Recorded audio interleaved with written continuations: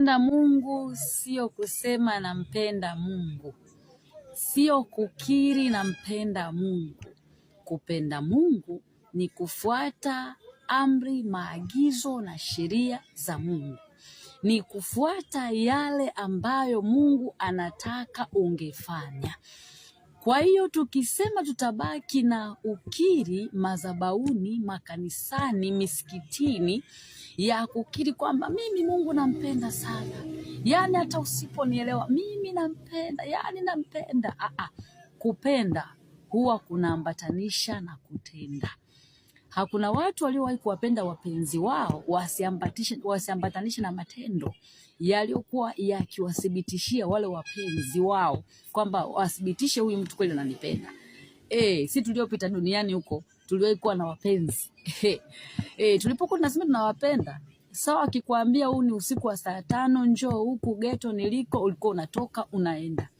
Bila kujalisha baba yako yuko ndani amelala au mama yako, wala njiani kuna tisha. Tulikuwa tunapita maeneo mengine ya manene, kuna pori lakini unapita. Nini?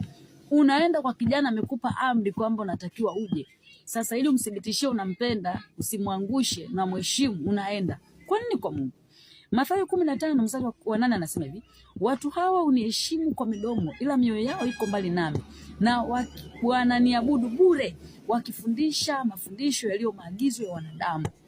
Namuona Mungu hapo anatuthibitishia kwamba tumekuwa kweli mahiri katika namna ya kusema kwamba mimi Mungu nampenda. Mimi Mungu namheshimu. Kumheshimu Mungu ni kutii amri zake, ni kufuata maagizo yake. Yeye alileta mfumo ya kupinga ubaya, kupinga utekaji, kupinga maonezi, kufanya vitu ambavyo wewe usingependa kutendewa. Hayo ndio tukiyafanya hayo, kuwahurumia wengine, hayo ndio kumpenda Mungu. Yaani hata kama tutakiri maeneo yoyote, lakini nikishafanya tu hayo, nikiambatana na hayo, iwe ninataka au sitaki, watu au mimi mwenyewe watanithibitishia kwamba nampenda huyo Mungu. Kwa hiyo ni kwa sababu hiyo Mungu atanilinda, atanitunza. Kwa nini? Yale anayoyataka nifanye nafanya. Sema maana ila mioyo yao iko mbali nami. Maana yake matendo yetu yako mbali na maneno na ukiri na maneno ya vinywa vyetu. Kwa hiyo nimeleta neno hili ili na wewe mwenyewe ufikirie kwamba kweli aina yako ya kukiri, kweli aina yako ya ukiri maeneo mengi ya kusema kila mahali unapokuwa, mimi nimeokoka na nampenda Yesu, kwa sababu ndio wewe unasemaga hivyo. Na nimeokoka nampenda Yesu, wengine mimi Mungu nampenda sana.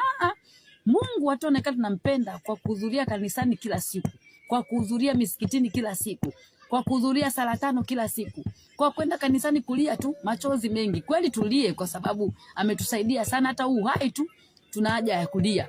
Lakini tukishamaliza kulia, tuonyeshe kwamba yale aliyotuagiza pale mahali pa ibada, kwa sababu kazi ya kwenda mahali pa ibada ni kutujulisha ni yapi tukiyafanya yataonyesha kwamba tunampenda Mungu.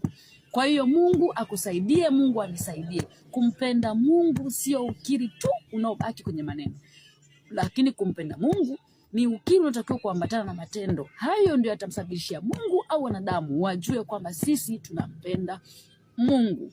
Narudia tena, tuliwapenda wapenzi waitwao baby, sweetheart, waitwao sio watu gani hao, tulikuwa radhi kufanya chochote kutii kile ambacho ametuambia, ili na sisi kuwaonyesha ushirikiano kama na sisi tunawapenda.